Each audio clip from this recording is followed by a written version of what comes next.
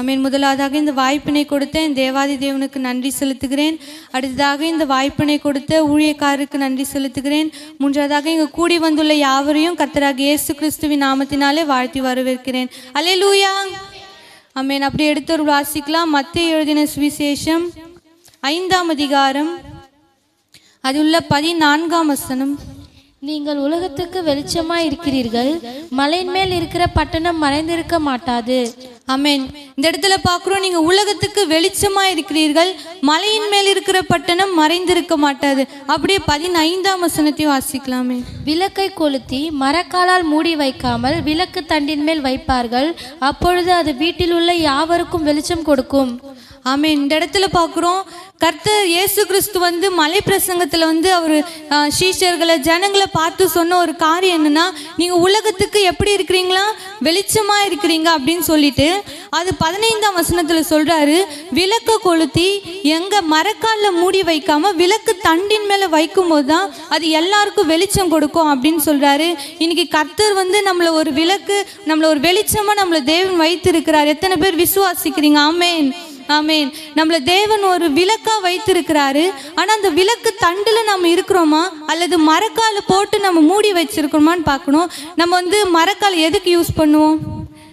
உதாரணத்துக்கு ஒரு அரிசி அளக்கணும்னா, ஒரு பருப்பு அளக்கணும்னா அது ஒரு குறிப்பிட்ட அளவுக்கு தான் நம்ம எதை யூஸ் பண்ணுவோம்னா மரக்காலை யூஸ் பண்ணுவோம். இந்த இடத்துல பார்க்குறோம், விளக்கை கொளுத்தி விளக்கு தண்டின் மேலே வைக்காம அது மரக்கால் போட்டு மூடி வைக்கிறாங்க.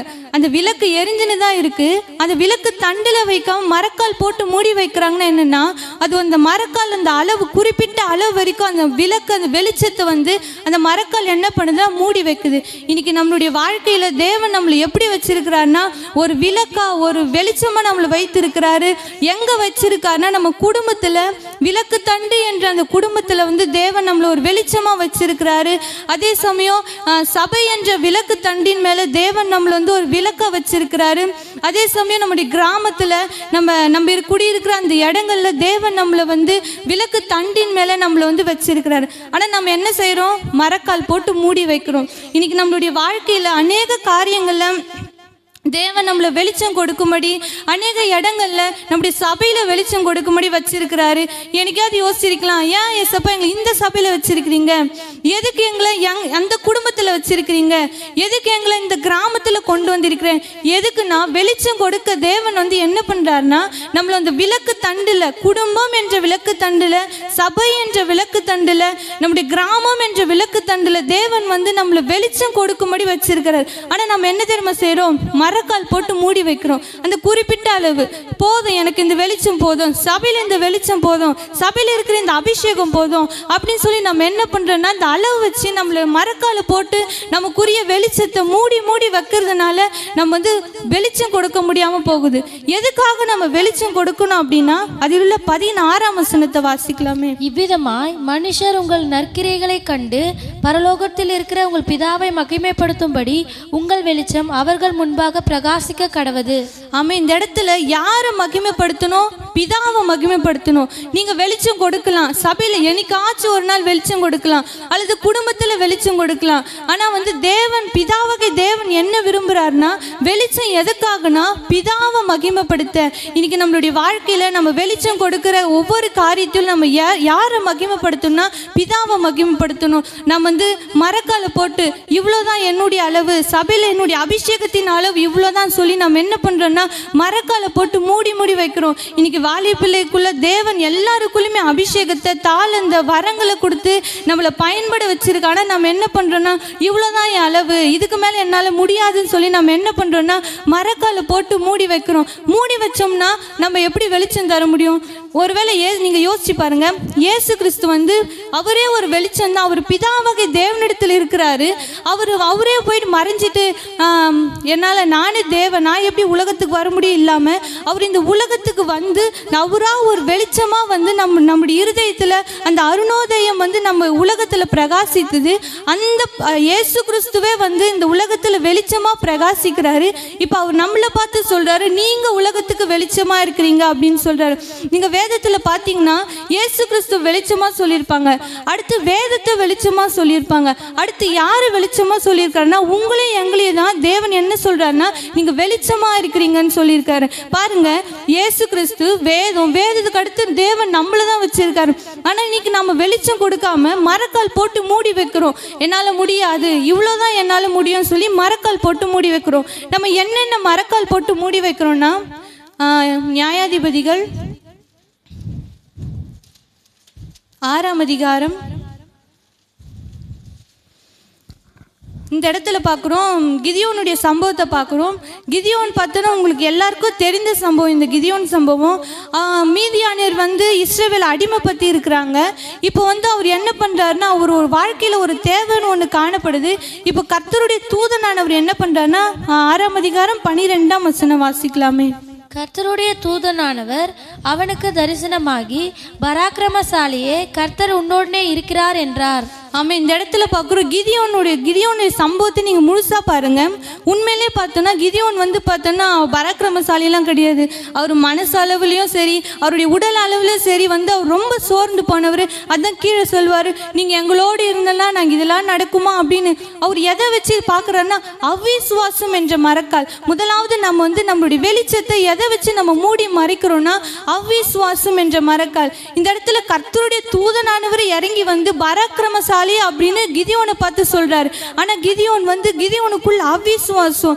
அவன் கீழே என்ன சொல்றான், 13ஆம் வசனம் வாசிக்கலாமே. அப்பொழுது கிதியோன் அவரை நோக்கி, என் ஆண்டவனே, கர்த்தர் எங்களோட இருந்தால் இவைகள் எல்லாம் எங்களுக்கு நேரிடுவானேன்? கர்த்தர் எங்களை எகிப்திலிருந்து கொண்டு வரவில்லையா என்று எங்கள் பிதாக்கள் எங்களுக்கு விவரித்து சொன்ன அவருடைய அற்புதங்கள் எல்லாம் எங்கே? இப்பொழுது கர்த்தர் எங்களை கைவிட்டு மீதியானர் கையில் எங்களை ஒப்பு கொடுத்தாரே என்றான். நம்ம இந்த இடத்துல பார்க்குறோம், கிதியோனுடைய வாழ்க்கையில பாருங்க அவிசுவாசம் என்று மரக்கால். தேவன் அவனை எதுக்கு வர சொல்றாரு, நீ தான் மீதியான ரட்சிக்கணும் அப்படின்னு சொல்லி தேவன் வந்து நீ தான் வரணும், வா கிதியோன் அப்படின்னு சொல்லி கர்த்தருடைய தூதனானவரே வந்து அவன் உடல் அளவில் பலவீனமா இருக்கலாம், ஆனா அவனை பார்த்து சொல்ற வார்த்தை என்னன்னா பராக்கிரமசாலி அப்படின்னு சொல்றாரு. இன்னைக்கு நம்மளுடைய வாழ்க்கையில நம்மளால முடியாது, நம்மளுடைய விசுவாசம் குறைந்து போயிருக்கலாம், ஆனா கர்த்தர் நம்மளை பார்த்து ஒரு விசுவாச வார்த்தையை சொல்லுவாரு, பராக்கிரமசாலி, கர்த்தர் உன் கூட இருக்கிறாரு அப்படின்னு சொல்றாரு. ஆனா கிதியோன் என்ன சொல்றாரு, கர்த்தர் எங்க கூட இருந்தா இதெல்லாம் நடக்குமா? முன்னாடி தான் சொல்றேன் நான் உன் கூட தான் இருக்கேன்னு சொல்லி. ஆனா உங்களுடைய வாழ்க்கையில பாருங்க அவிசுவாசம். ஏன்னா வந்து கிதியோன் தான் இஸ்ரவேலை மீதியானியரின் கையிலிருந்து ரட்சிக்கணும் சொல்லி தேவன் நியமிச்சிருக்கிற ஒருத்தனை கொண்டுதான் அவர் நிறைவேற்றுகிற காரியத்தை செய்கிறார். இன்னைக்கும் நம்மளுடைய வாழ்க்கையில வந்து தேவன் நம்மளை கொண்டு உங்க ஒவ்வொருத்தரை கொண்டு தேவன் இன்னென்ன காரியத்தை செய்யணும் அப்படின்னு சொல்லி இருக்கிற அந்த காரியத்தை தேவன் வந்து நம்மளை கொண்டு தான் செய்வார். அது மற்றவங்களை கொண்டோ வெளிச்சம் கொடுக்கிற இடத்துல தேவன் வந்து உங்களை கொண்டு என்ன கொண்டு தான் ஒரு வெளிச்சம் கொடுக்க செய்வார். அந்த இடத்துல அந்த விளக்கு தண்டுல மற்றவங்க யாரும் இருக்க முடியாது. உங்க குடும்பத்துல உங்க விளக்கு தண்டுல நீங்க தான் வெளிச்சம் கொடுக்கணும். உங்க சபையில உங்க விளக்கு தண்டு, அந்த சபை என்ற விளக்கு தண்டு தேவன் உங்களை கொண்டு தான் வெளிச்சமா செயல்படுறாரு. இந்த இடத்துல பார்க்குறோம் கிதியோனுடைய வாழ்க்கையில அவனை கர்த்தர் பராக்கிரமசாலின்னு கூப்பிடுறாரு. இப்போ நீங்கள் இந்த சம்பவத்தை ஃபுல்லாக வாசித்து பார்த்தீங்கன்னா அவனுடைய வாழ்க்கையில் அநேக அடையாளங்களை கேட்பான். அந்த ஒரு தோல் போட்டுட்டு பனி இங்கே மட்டும் தான் பெய்யணும், பூமியெல்லாம் காஞ்சிருக்கணும். அடுத்து சொல்லுவான் பனி வந்து பூமி எங்கோ பெய்யணும், இந்த தோல் மட்டும் காஞ்சிருக்கணும் அப்படின்னு சொல்லி அடையாளம் கேட்டுனே இருப்பேன். ஏன்னா அவன் வாழ்க்கையில் வெளிச்சம் கொடுக்க வேண்டிய அவன் வந்து என்ன பண்ணுறான்னா அவன் அவிசுவாசம் என்ற மரக்காலை போட்டு மூடி வச்சுட்டு தேவனை மகிமைப்படுத்த முடியாமல் அவன் வந்து மூடி வச்சு என்னால் முடியாது, நீங்கள் எனக்கு அடையாளத்தை தாங்க. இன்னைக்கு நம்மளுடைய வாழ்க்கையில கர்த்தர் அநேக காரியங்களை அற்புதங்களை செய்வார். ஆனா நமக்கு ஏற்படுகிற காரியம் என்னன்னா அவிசுவாசம். நம்முடைய வாழ்க்கையில நம்ம வெளிச்சம் கொடுக்க கூடாதபடிக்கு நம்முடைய குடும்பத்துல, சபையில, நம்முடைய கிராமத்துல, நம்முடைய எல்லா இடங்கள்லயும் நம்முடைய ஆவிக்குரிய வாழ்க்கையிலும் எது நம்மளை தடை பண்ணுதுன்னா அவிசுவாசம். என்ன பண்ண நம்ம வெளிச்சம் கொடுக்க முடியாம அந்த மரக்கால், அந்த அவிசுவாசம் என்ற மரக்கால் வந்து நம்மளை மூடி மறைச்சி நம்மளால வெளிச்சம் கொடுக்க முடியாத ஒரு நிலைமையில இருக்கு. நம்மளுடைய அபிஷேகம் தேவன் வந்து ஒவ்வொருத்தருக்குள்ளேயும் அபிஷேகம், தாளந்து, வரங்கள் எல்லாவற்றையும் கொடுத்துருக்கிறார். ஆனால் இன்னைக்கு ஏன் சபையில் செயல்படுத்த முடியலன்னா, அவிசுவாசி என்ற மரக்கால் போட்டு மூடி வச்சுட்டு, தேவன் என்னால் முடியாது, என் கூட கர்த்தர் இருக்கிறாரா, அடையாளத்தை காட்டுங்க அப்படின்னு சொல்லி இந்த இடத்துல கிதியோனை பார்க்குறோம். அப்படியே பார்த்தோன்னா கிதியோன் இப்போ கிதியோனை கொண்டு ரட்சிக்கணும் சொல்லி இப்போ அவங்க பாளையத்துக்குள்ளே போகிறாங்க, யுத்தம் பண்ணும்படி போகிறாங்க. அந்த இடத்துல ஒரு காரியத்தை பண்ணுறாரு. 7ஆம் அதிகாரம் 16ஆம் வசனத்தை வாசிக்கலாமே. அந்த 300 பேரை 3 படையாக வகுத்து அவர்கள் ஒவ்வொருவன் கையிலும் ஒரு எக்காலத்தையும் வெறும் பானையையும் அந்த பானைக்குள் வைக்கும் தீவட்டியும் கொடுத்து அவர்களை நோக்கி, நான் செய்வதை பார்த்து அப்படியே நீங்களும் செய்யுங்கள். இதோ நான் பாளையத்தின் முன்னணியில் வந்திருக்கும் பொழுது நான் எப்படி செய்கிறேனோ அப்படியே நீங்களும் செய்ய வேண்டும். நானும் என்னோடு இருக்கும் சகலமான பேரும் எக்காலம் ஊதும் போது எங்களுக்கு பாளையத்தை சுற்றி எங்கும் எக்காலங்களை ஊதி கர்த்தருடைய பட்டயம் கிதியோனுடைய பட்டயம் என்பீர்களாக என்று சொன்னான். ஆமென். இந்த இடத்துல பார்க்குறோம் 16ஆம் வசனத்தில் பாருங்க, எக்காலத்தையும் ஒரு வெறும் பானையும் அந்த பானைக்குள்ள தீவட்டியை கொடுக்கிறாரு. பாருங்க, இப்போ யுத்தத்துக்கு வந்திருக்கிறாரு. யுத்தத்தில் நிற்கும் போது அவர் முன்னாடி பார்த்தோம் அவிசுவாசம் என்ற மரக்காலை போட்டு மூடி வச்ச கிதியோனை இப்போ இந்த இடத்துல ஒரு தீவட்டியை கொடுக்கிறார், வெளிச்சத்தை விளக்க கொடுக்கிறாரு. இப்போ எதுக்குள்ள இருக்குன்னா அது பானைக்குள்ள மறைஞ்சிருக்கு. அந்த விளக்கு எதில் இருக்கு? பானைக்குள்ள. அந்த தீவட்டியை பாருங்க, பானைக்குள்ள அந்த தீவட்டி இருக்கு. இப்போ கர்த்தர் என்ன சொல்றாருன்னா 19ஆம் வசனத்தை வாசிக்கலாமே. நடு ஜாமத்தின் துவக்கத்தில் ஜாமக்காரரை மாற்றி வைத்த பின்பு கிதியோனும் அவனோடு இருந்த 300 பேரும் அந்த ஜாமத்தின் துவக்கத்திலே பாளையத்தின் முன்னணியில் எக்காலங்களை ஊதி தங்கள் கையிலிருந்த பானைகளை உடைத்தார்கள். 3 படைகளில் மனுஷரும் எக்காலங்களை ஊதி பானைகளை உடைத்து தீவட்டிகளை தங்கள் இடது கையிலும் ஊதும் எக்காலங்களை தங்கள் வலது கையிலும் பிடித்து கொண்டு கர்த்தருடைய பட்டயம் கிதியோனுடைய பட்டயம் என்று சத்தமிட்டார்கள். சத்தமிட்டு இந்த இடத்துல பார்க்குறோம் கர்த்தர் என்ன சொல்றாருன்னா, அந்த பானையை உடை அப்படின்னு சொல்றாரு. ஏன்னா பானைக்குள்ள என்ன இருக்கு? தீவட்டி இருக்கு பானைக்குள்ள. இப்போ வெளிச்சம் கொடுக்க வேண்டிய, இப்போ வெளிச்சத்தை யுத்தத்துக்கு நிற்கிற கிதியோன் பானைக்குள்ள தீவட்டி வச்சிருக்கு, அது பிரயோஜனமே கிடையாது. எக்காலத்தை கையில வச்சிருக்க, அதுவும் பிரயோஜனம் கிடையாது. இப்போ கர்த்தர் என்ன சொல்றாருன்னா, அந்த பானையை உடைடான்னு சொல்றாரு. இன்னைக்கு நம்மளுடைய வாழ்க்கையில அவிசுவாசம் என்று நமக்குள்ள நம்ம விளக்கு எரியாதபடிக்கு நம்ம மூடி வச்சிருக்க சட்டி, பானை எல்லாவற்றையும் நம்ம உடைக்கிற தேவன் நம்மளுக்கு அந்த விசுவாசம், நமக்குள்ள இருக்கிற அவிசுவாசம் என்ற மரக்காலை நம்ம முறியடிக்கணும்னா தேவன் அதுக்கு நம்ம விசுவாசத்தை தராரு. உங்களுக்குள்ள விசுவாசம் இருக்கும் போது தான் தேவன் நம்முடைய விளக்கை எரிய செய்கிற தேவனா இருக்கிறார். இந்த இடத்துல பார்க்குறோம் கிதியோன் ஒண்ணுமே பண்ணல. அங்க போய் அந்த இடத்துல அவங்க தீவட்டி எக்காலத்தை பிடிச்சுன்னு தான் நிற்கிறாங்களே தவிர கர்த்தருடைய பட்டயம் கிதியோனுடைய பட்டயம் அப்படின்னு சொல்லி ஆர்ப்பரிக்கும் போது அந்த இடத்துல தேவன் ஒரு பெரிய காரியத்தை செய்கிறார். காரணம் என்னன்னா, தீவட்டி பானைக்குள்ள இருந்த தீவட்டி அவன் உடைச்சி ஒரு பெரிய வெளிச்சத்தை, அங்க கிதியோன் மட்டும் இல்லாம கிதியோன் கூட இருந்த 300 பேருமே அந்த தீவட்டியை பிடிச்சிருந்தாங்க, எக்காலத்தை பிடிச்சிருந்தாங்க. அப்போ அந்த இடத்துல எவ்வளவு பெரிய மகிமை இருந்திருக்கும் பாருங்க. அந்த தீவட்டியுடைய பிரகாசம், அந்த எக்காலம், இது 2 மட்டும்தான் பார்த்து அந்த ஜனங்க மீதியானியர் கலங்கடிச்சு போனாங்க. இன்னைக்கு நம்மளுடைய வாழ்க்கையில நம்ம அவிசுவாசம் என்கிற அந்த மரக்காலை போட்டு நம்ம மூடி வைக்க நமக்குள்ள இருக்கிற விசுவாசம் நமக்கே தெரியாம போகுது. தேவன் நமக்குள்ள விசுவாசத்தை வச்சு இந்த இடத்துல, இந்த கிராமத்துல, இந்த பகுதிகளில் எரிந்து பிரகாசிக்கும்படி நம்மளை செய்கிற தேவன் ஆனா இந்த இடத்துல நமக்குள்ள அவிசுவாசம் என்ற மரக்காலை போட்டு நம்ம மூடி வைக்கும் போது தேவன் அந்த வெளிச்சத்தை நம்ம பார்க்க முடியாம போகுது. முதலாவது நம்ம செய்ய வேண்டிய காரியம் என்னன்னா, அவிசுவாசம் என்ற மரக்காலை நம்ம உடைக்கணும். இந்த இடத்துல கிதியோன் பானையை போட்டு உடைக்கும் போது தான் தீவட்டியை கையில் எடுக்க முடிஞ்சது. அதே போல நம்மளுடைய வாழ்க்கையில நமக்குள்ள இருக்கிற அவிசுவாசம், நமக்குள்ள இருக்கிற நம்மளுடைய இயலாமை, நம்மளுடைய முடியாமை, நம்முடைய மரக்கால் எல்லாவற்றையும் நம்ம உடைக்கணும்னா தேவன் நமக்கு விசுவாசத்தை தந்திருக்கிறார். அவிசுவாசத்துக்கு எதிராக நம்ம விசுவாசத்தோடு போராடும் போது அவர் எங்க நிற்கிறார்னா, ஒரு யுத்த காலத்துல நின்று அவர் விளக்க கையில் எடுக்கிறார், அந்த தீவட்டியை கையில் எடுக்கிறாரு. காரணம் என்ன? பானைக்குள்ள இருந்தது முதலாவது அவர் உடைக்கிறாரு. இன்னைக்கு நம்மளுடைய வாழ்க்கையில எரிந்து பிரகாசிக்க முடியாத ஒரு நிலைமை. ஏன்னா அவிசுவாசம், நம்ம எதெல்லாம் என்னால முடியாது, இவ்வளவுதான் என்னால முடியும், இதுக்கு மேல ஒண்ணும் கிடையாது என்கிட்ட சொல்லி நம்ம எல்லாம் எதையோ போட்டு மூடி வைக்கிறோம். அவிசுவாசம் எதையோ போட்டு மூடி வைக்கிற அந்த மரக்காலை நம்ம உடைக்கும் போது, அந்த மரக்காலை எடுக்கும் போது நம்ம விளக்கு தண்டுல நம்முடைய விளக்கு பிரகாசித்து எரியக்கூடியதா இருக்கிறது. 2வதா கூட பார்க்கலாம், அப்போஸ்தலர் நடவடிக்கைகள் 27ஆம் அதிகாரம் அதில் உள்ள 14ஆம் வசனம்.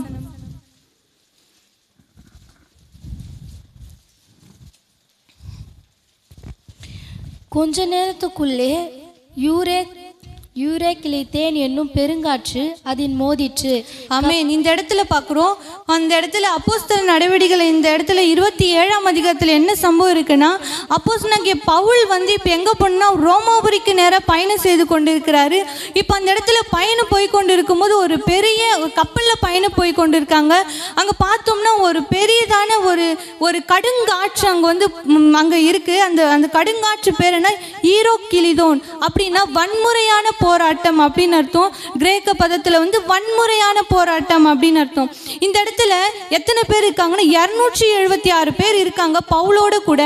இப்போ பார்த்தோம்னா 276 கூட பவுலும் இருக்கிறாரு. அந்த இடத்துல ஒரு பெரிதான ஒரு வன்முறையான ஒரு போராட்டம் அவங்க வாழ்க்கையில் அந்த கப்பலில் நடக்குது. என்னன்னா அவங்க பிரயாணம் போகும்போது அந்த காற்றுனால அவங்க என்ன பண்ணுறாங்கன்னா தன்னுடைய சாமான் எல்லாவற்றையும் எடுத்து வந்து அவங்க கப்பல் கடலில் தூக்கி போடுறாங்க. ஆனாலும் அந்த புயல், அந்த போராட்டம், அந்த புயல் கடுங்காற்று நிற்கவே இல்லை. இப்போ பவுல் என்ன பண்ணுறாருன்னா 23ஆம் வசனத்தை வாசிக்கலாமே. ஏனென்றால் என்னை ஆட்கொண்டு வரும் நான் சேவிக்கிறவருமான தேவனுடைய தூதனானவன் இன்று ராத்திரியிலே என்னிடத்தில் வந்து நின்று, பவுலே பயப்படாதே, நீ ராயனுக்கு முன்பாக நிற்க வேண்டும். இதோ உன்னுடனே கூட யாத்திரை பண்ணுகிற யாவரையும் தேவன் உனக்கு தயவு பண்ணினார் என்றான்.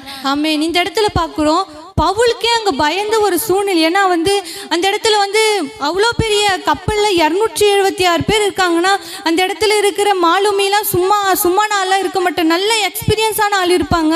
இப்போ அவங்களாலே அந்த படகு வந்து அந்த கப்பலை வந்து எதுவுமே பண்ண முடியல. இப்போ வந்து பவுலுக்கே பயம் ஏற்படுது. ஏன்னா வந்து அவர் மாம்சத்தில் இருக்கிற அவர் பயப்படுறாரு. இப்போ கர்த்தருடைய தூதனான வந்து சொல்கிறார், நீ பயப்படாத, நான் உன் கூட இருக்கிறேன், இங்கே இருக்கிற எல்லாருக்கும் நான் உன்னை காப்பாற்றுவேன் அப்படின்னு சொல்கிறேன். இந்த இடத்துல பவுலை பாருங்க, பவுல் வந்து அந்த பயத்தில் வந்து அவரே போய் உட்கார்ந்துருக்கலாம், என்னால் முடியாது, இந்த புயல் இப்படி இருக்கு அப்படின்னு சொல்லி உட்கார்ந்துருக்கலாம். ஆனால் வந்து அந்த இடத்துல அந்த 276 பேர் இருக்க அந்த இடத்துல பவுல் ஒரு ஆள் எந்திரிச்சு, என்னால் கர்த்தர் சொல்றாரு, நீங்க பயப்படாதீங்க, கர்த்தர் உங்களை காப்பாற்றுவார், நீங்க ஒன்றுக்கும் கவலைப்படாதீங்க, யாருக்கும் பிராண சேதம் வராது, உயிர் சேதம் வராதுன்னு சொல்லி பவுல் ஒரு ஆள் எந்திரிச்சு அவர் என்ன பண்றானோ ஒரு வெளிச்சமா அந்த புயல் நடுவில் அந்த கடுங்காற்று அந்த ஈரோக்கிலிதோன் அந்த வன்முறையான போராட்டத்துக்கு நடுவில் பவுல் என்ன பண்றாருன்னா அந்த ஒரு ஆள் எந்திரிச்சு வெளிச்சமா நிற்கிறாரு. அந்த ஒரு ஆளை தான் அந்த ஒரு ஆள் பவுலால மட்டும்தான் அந்த முழு அந்த கப்பல் இருக்கிற எல்லாருமே பாதுகாக்கப்பட்டாங்க. இன்னைக்கு நம்மளுடைய வாழ்க்கையில புயல் ஏற்படுதுன்னா உங்க எல்லாருக்குமே தெரியும், நெருப்பு எப்படி கார்பன் டை ஆக்சைடில் ஏறுமா, ஆக்சிஜன்ல ஏறியுமா? ஆக்சிஜன்ல. அப்போ நம்ம சுவாசிக்கிற நெருப்பு, நம்ம சுவாசிக்கிற காற்று எது, ஆக்சிஜனை தான் நம்ம சுவாசிக்கிறோம். அப்போ நம்முடைய வாழ்க்கையில ஒரு புயல், ஒரு வன்முறையான போராட்டம் நம்முடைய வாழ்க்கையில பிரச்சனை ஏற்பட்டுச்சுன்னா அதுக்கு வந்து தேவன் வந்து நம்மளை வந்து வெளிச்சமா அந்த இடத்துல நின்று நம்மளை வெளிச்சமா பிரகாசிக்க சொல்றாரு அப்படின்னு நீங்க புரிஞ்சுக்கினா மட்டும்தான் இந்த இடத்துல பவுல் செய்தது போல நம்மளால செய்ய முடியும். அந்த இடத்துல எல்லாருமே பசியா இருந்தாங்க, பவுல் எல்லாருமே சோர்ந்து போயிருந்தாங்கன்னா பவுல் எந்திரிச்சு என்ன பண்ணுறாருன்னா அப்பத்தை பிட்டு எல்லாருக்கும் கொடுத்து நீங்கள் சாப்பிடுங்க, ஒன்றாகாதுன்னு தைரியப்படுத்துற. இன்னைக்கு நம்மளுடைய வாழ்க்கையில் போராட்டம், பிரச்சனை, நம்மளுடைய படிப்பில், நம்மளுடைய சூழ்நிலை எல்லாவற்றிலும் பிரச்சனை வரும்போது நம்ம என்ன பண்ணுறோம், சோர்ந்து போய் உட்கார்றோமா, இல்லை அந்த இடத்துல அந்த போராட்டத்தில் அந்த சூறாவளியில் அந்த கடுங்காற்றில் நம்ம எந்திரிச்சு நம்ம என்ன பண்ணுறோம், விளக்கா நம்ம எரிந்து பிரகாசிக்கிறவர்களாக இருக்கணும். இந்த இடத்துல பவுல் அதை தான் பண்ணுறாரு. ஏன்னா வந்து கர்த்தர் வந்து சொல்றார், நீ பயப்படாத, நான் உன் கூட இருக்கிறேன். போராட்டம் இருக்கலாம், பிரச்சனை இருக்கலாம் நம்முடைய வாழ்க்கையில. இந்த ஆண்டு முழுவதும் தேவன் நம்மளை நடத்தி வந்தார். எத்தனையோ போராட்டம், பிரச்சனை, வன்முறையான போராட்டம். அந்த இடத்துல பார்த்தோன்னா அந்த ஈரோக்கிலிதோன் அப்படின்னா வன்முறையான போராட்டம். நம்முடைய வாழ்க்கை முழுக்க பார்த்தோன்னா போராட்டமாகவே இருக்கலாம். ஆனால் தேவன் இந்நாள் வரைக்கும் நம்மளை வந்து ஒரு வெளிச்சமா பிரகாசித்து நம்மளை இந்நாள் வரைக்கும் நடத்தி வந்திருக்கிறாரு. காரணம் என்னன்னா கர்த்தர் நம்ம கூட இருக்கிறாரு. கிதியோனுக்கு அதுதான் சொல்ல, நான் உன் கூட இருக்கிறேன்னு சொல்லி. இந்த இடத்துல பார்க்குறோம் கர்த்தர் பவுலுக்கு சொன்ன காரியம், நான் உன் கூட இருக்கிறேன். இன்னைக்கு நம்மளுடைய வாழ்க்கையில் பிரச்சனை, போராட்டம் ஏற்படும் போது நம்ம எழுந்து பிரகாசிக்கிறோமா, இல்லை சோர்ந்து போய் என்னால் முடியாது பயம் என்ற மரக்காலை போட்டு நம்ம மூடி வைக்கிறோமான்னு பார்க்கணும். கர்த்தர் நம்மளை கொண்டு செய்ய வேண்டிய காரியத்தை நம்மளை கொண்டு தான் செய்வார். ஏன்னா இந்த ஆண்டு முழுவதும் நம்மளால் முடியாமல் எத்தனையோ சூழ்நிலை, போராட்டத்தில், பிரச்சனையில் நம்ம விழுந்து போகிற நிலைமையில, நம்ம சோர்ந்து போகிற நிலைமையில நம்மளை விடாமல் நம்மளை ஒரு வெளிச்சமாக பிரகாசிக்க வைத்திருக்கிறோன்னா அதுக்கு ஒரு நோக்கம் இருக்கும். கடைசியாக கூட ஒரு வசனத்தை வாசிக்கலாம். ஏசாயா எழுதின தீர்க்கதரிசன புஸ்தகம் 60ஆம் அதிகாரம் அதில் 1ஆம் வசனம். எழும்பி பிரகாசி, உன் ஒளி வந்தது, கர்த்தருடைய மகிமை உன்மேல் உதித்தது. ஆமென். இந்த இடத்துல பார்க்குறோம், எழும்பி பிரகாசி, உன் ஒளி வந்தது, கர்த்தருடைய மகிமை உன்மேல் உதித்தது. இந்த இடத்துல பார்க்குறோம் உன் ஒளி அப்படின்னு குறிப்பிட்டு சொல்றாரு. அப்போ நம்ம ஒவ்வொருத்தருக்கும் தேவன் ஒரு குறிப்பிட்ட ஒளியை வச்சிருக்கிறாரு.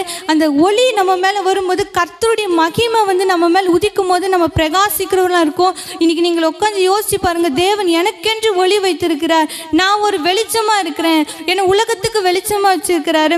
என்னை சபை என்ற விளக்கு தண்டு மேலே என்னை ஒரு விளக்கா வச்சிருக்கிறாரு. நான் பிரகாசிக்கணும். என்னை குடும்பம் என்ற விளக்கு தண்டுல தேவன் என்னை ஒரு விளக்கா ஒரு வெளிச்சமா வச்சிருக்கிறாரு. இந்த இடத்துல எழும்பி பிரகாசி. நம்ம அணைந்து போயிருக்கலாம், இந்த மாதம், இந்த வருடம், இந்த முழுக்க நம்ம அணைந்து போயிருக்கலாம். ஆனா அடுத்த வருடத்திலிருந்தோ அல்லது இந்த நாட்கள் இருந்தோ தேவன் வந்து நான் என்ன சொல்றேன்னா, எழும்பி பிரகாசி, உன் ஒளி வந்தது, கர்த்தருடைய மகிமை உன் மேல உதித்தது. அப்போ கர்த்தருடைய மகிமை நம்ம மேல உதிக்க உதிக்க அந்த மரக்கால் எல்லாம் உடைந்து போகும்.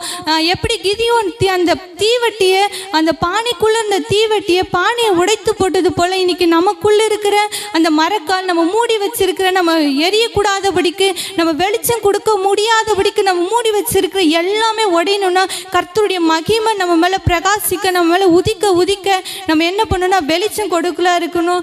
அப்பதான் சொல்ற 3ஆம் வசனத்துல பார்க்கிறோம், உன் வெளிச்சத்துக்கு ஜாதிகளும் உதிக்கிற உன் ஒளியினிடத்துக்கு ராஜாக்களும் நடந்து வருவாங்க அப்படின்னு சொல்றாரு. தேவன் நம்மளை வெளிச்சமாகவும் நம்மளை ஒரு பிரகாசமாகவும் வைத்திருக்கிறார். இந்த நாள்லையும் கூட நம்ம வந்து சோர்ந்து போயிருக்கலாம், அல்லது வந்து நம்மளால ஒரு விசுவாச அந்த நேரத்தில் வந்து நமக்குள்ள ஒரு அவிசுவாசம் ஏற்படலாம். அந்த இடத்துல வந்து தேவன் கர்த்தர் பராக்கிரமசாலியை, கர்த்தரும் கூட இருக்கிறாரு. நீ எழும்பி பிரகாசி. கிதியோன் கிட்ட சொல்ற காரியம் அப்படிதான், உன்னை கொண்டு தான் செய்ய போற, நீ எழும்பு அப்படின்னு தான் சொல்றாரு. அதே போல பவுல் அப்போஸ்தலனுடைய வாழ்க்கையில பார்க்குறோம், அவருடைய வாழ்க்கையில நிறைய போராட்டம் தான் வந்துச்சு. ஆனாலும் அவர் வந்து சோர்ந்து போய் ஒரு இடத்துல கூட அப்போஸ்தலனாகிய பவுல் வந்து சோர்ந்து போய் உட்காரல. அவர் என்ன பண்றாருன்னா, ஒவ்வொரு இடத்திலும் அந்த இடத்துல அந்த கப்பல்ல ஒரு தனியா எந்திரிச்சு அவர் என்ன பண்றாருன்னா பிரகாசிக்கிறாரு. இன்னைக்கு நம்மளுடைய குடும்பத்துல, நம்முடைய சபையில, நம்மளுடைய வாழ்க்கையில அநேக பிரச்சனைகள், போராட்டங்கள் வரலாம். ஆனா நம்ம கர்த்தர் நம்மளை வெளிச்சம் கொடுக்க நம்மளை வைத்திருக்கனால நம்ம ஒரு ஆள் எழும்பி நம்ம பிரகாசிக்கும் போது அந்த பிரச்சனை எல்லாம் மாறிடும். கர்த்தர் நம்மளோடு இருந்து பெரிய காரியங்களை செய்கிற வரைக்கிறார். ஆமீன். கர்த்தர் தாமே இந்த வார்த்தைகளை ஆசீர்வதித்து பாதுகாப்பாராக. ஆமீன்.